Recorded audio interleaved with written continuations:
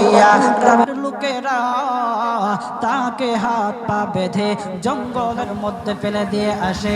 জঙ্গলের মধ্যে থাকতে থাকে কিছুদিন থাকার পর মালাকুল মউত যখন তার সামনে এসে উপস্থিত, এর আগ মুহূর্তে সে বান্দা আল্লাহর কাছে ডেকে ডেকে বলতেছে,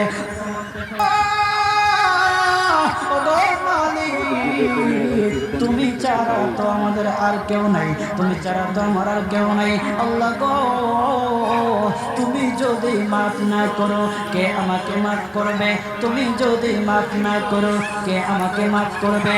তুমি যদি আমাকে মাফ করো তাহলে তোমার কোনো দিকে কমবে না, তুমি যদি আমাকে মাফ না করো তোমার কোনো দিকে বাড়বে না। আল্লাহ গো, তুমি আমাকে মাফ করে দাও। সারাটা জীবন অন্যায় কাজ করেছি, সারাটা জীবন নাফরমানি করেছি, আমার কাছে কালেমার দাওয়াত কম আসে নাই। আমার